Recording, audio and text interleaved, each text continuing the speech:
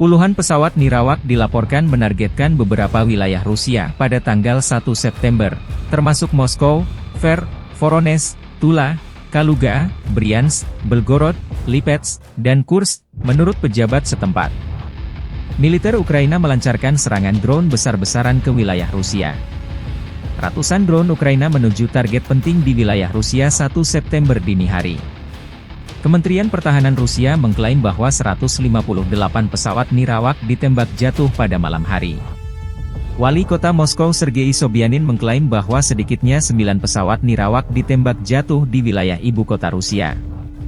Salah satu pesawat nirawak dilaporkan hancur di dekat kilang minyak Moskow, menurut Sobyanin. Salah satu bangunan kilang rusak dan kebakaran dilaporkan terjadi setelah serangan itu, lapor kantor berita milik negara Rusia RIA Novosti. Kilang minyak tersebut, yang dimiliki oleh Gazprom Neft, divisi minyak dari raksasa gas Rusia Gazprom, terletak di tenggara Moskow. Tidak ada korban jiwa yang dilaporkan. Saluran berita Baza Telegram, yang terkait erat dengan Dinas Keamanan Rusia, melaporkan bahwa ledakan keras terdengar di dekat pembangkit listrik Konakovo di wilayah Tver, salah satu produsen energi terbesar di Rusia Tengah. Saluran Telegram Rusia Astra melaporkan 2 kebakaran di wilayah Tver dekat infrastruktur distribusi gas lokal, mengutip video dari penduduk setempat.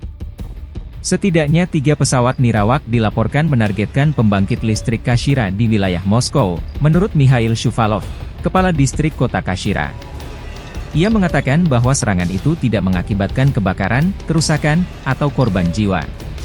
Selain itu, sekitar 34 pesawat nirawak ditembak jatuh di wilayah Bryansk di Rusia Barat Daya, kata gubernur wilayah tersebut, Alexander Bogomas melalui saluran Telegram resminya.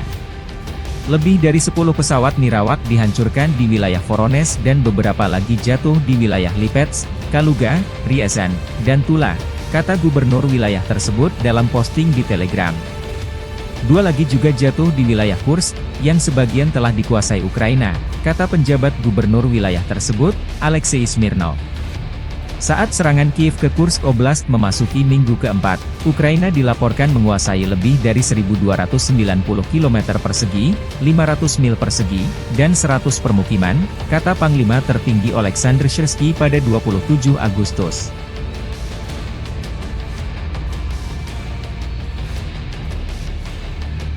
Download Tribun X sekarang, menghadirkan lokal menjadi Indonesia.